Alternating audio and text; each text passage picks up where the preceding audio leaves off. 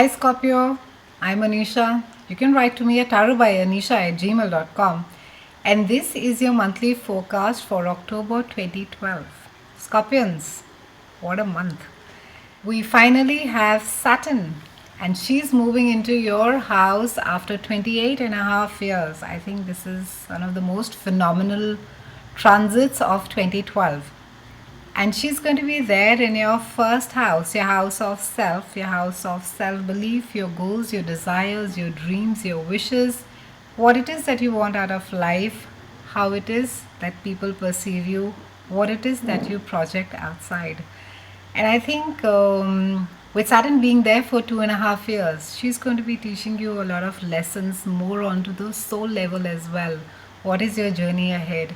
Who it is that you are? And some of them are going to be fun and some of them are going to be challenging. As Saturn, we all know, she is disciplinarian planet. She ensures that wherever she goes, whichever house she is there at that point of time, deserves its due importance. I get a lot of lovely mails from people asking me when is it finally that I'm going to be getting rid of Saturn, and I'm so fed up of Saturn being there, and Saturn has done this and Saturn has done that. But the truth is that Saturn never really leaves our charts. She merely shifts her focus onto a particular house where it is that the lessons are due, or where it is that the lessons are required at that point of time. And for you Scorpions, it has moved in your first house, and it has been there for the last 2.5 years. It's moved from Libra. It's moved from your 12th house to your first house. Now, I think there has been a lot of introspection that has been going on in the last 2.5 years. It's not been a very happy space. I think for some of you, you have been sort of been internalizing, being thinking, wondering without taking an action. And 12th house is more on, it's behind the scenes, it's at the background. So there's been lots that has been going on also at a subconscious level. I think there has been a lot of evolvement that has also started. And Saturn is all about change. She's not about introspection. She's not about planning, thinking, pondering, mulling. She wants you to change. And that is why some of the lessons of Saturn feel a bit harsh. They could be a bit painful because we're not always happy to change. Till the time that pressure is not applied, a lot of us are quite happy being the way that we are. Excuse me. And now, I think with Saturn coming into your first house for the next 2.5 years, you are going to be looking at what it is that you want, what it is that makes you happy, what it is that you want to be doing in future, who it is that you want to be sharing a space with, what it is, or rather where it is that you see yourself in a couple of years. Excuse me. It's all about self journey, and I think it's beautiful because Saturn is constantly going to push you, and she's going to push you up against the wall. She's going to bring up instances in your life which will, it's just going to sort of crystallize things more for you.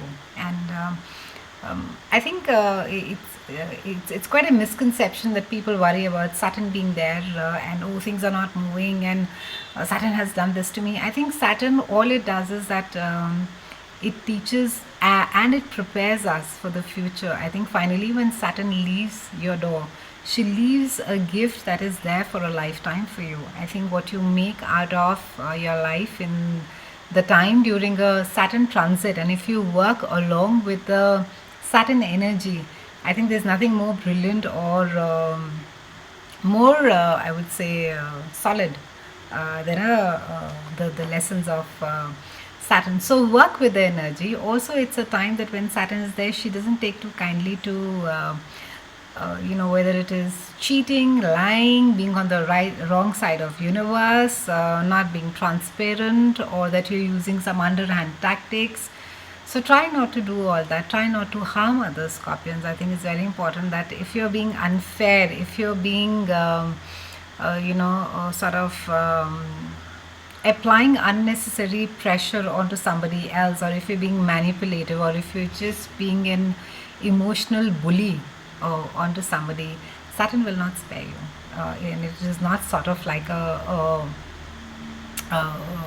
you know a warning of sorts, but that is how the Saturn energy is, and she's also called the house of karma, so to speak. So be careful of what it is that you sow for the next 2.5 years, and ensure that your foundation blocks are all right, that you stay, even if it, I would say, to the extent of even if it inconveniences you, ensure that you're on the right side of the universe, on the right side of the nature's law. Try not to harm others. Try not to be unscrupulous.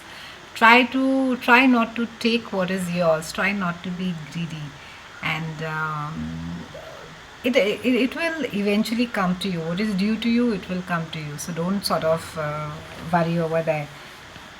We also have the lovely Mars that is coming to your second house of earned income, and it's going to be giving you that zest, and you're going to be all ambitious and pepped up, and your work looks quite good, Scorpios. I think for some of you, where there has been a lot of tension and a challenging situation at work, or even an uncertainty of whether this will last or not last, Mars moving into your second house is sort of just going to be, it's just going to be making you more confident. It's going to be making you a little bit more aggressive, and it's going to be giving you that energy to sort of see through the challenging times that you may be going through at your workplace.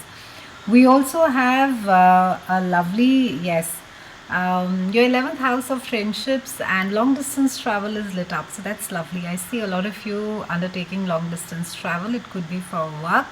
And this also has to do with foreign counterparts. It has to do with your, excuse me, it has to do with your colleagues who are there in another country. It could be traveling for work. It could be partially as well. Some of you could be doing both. You could be traveling on work, and you could be traveling on leisure as well. So, and like I said, it's lit up. So some lovely times ahead as far as your long distance travel is concerned. It also speaks of higher learning for those of you who have been wanting to pick up a new language or foreign language. I think this is a great time to be doing that. For a lot of you who have been applying to universities that are not there in your country, I think it's a great time to be doing that as well. You will be able to sort of finalize on a university, which could be something that you may have been trying to get into for a long time. So that's something nice. Sun enters your sign towards the end of the month, around the 26th, and Sun is going to be lighting up your first house as well. And it's going to be lifting you up, it's going to be cheering you, it's going to be giving you its energy, and I think you will be redefining the way that you project yourself, Scorpions. I think there's a lot of sort of redoing of a lot of things which are closest to you, who you are, where it is that you come from, what it is that you want out of life. A lot of going back to the blackboard and redefining things for yourself. It speaks more of a newer you. So yes, some of the lessons are there, some of the, I would say, bumps are there with the Saturn being there, but it is all good. I think like I said, the lessons necessarily may not really be there in the on the physical plane. I think there's a lot of soul involvement, a lot of understanding, looking at things from a different perspective is also there. So brilliant month for you, Scorpions. Have a great start for the next 2.5 lovely years of Saturn being there. I'll see you again in November, and thank you so much for watching.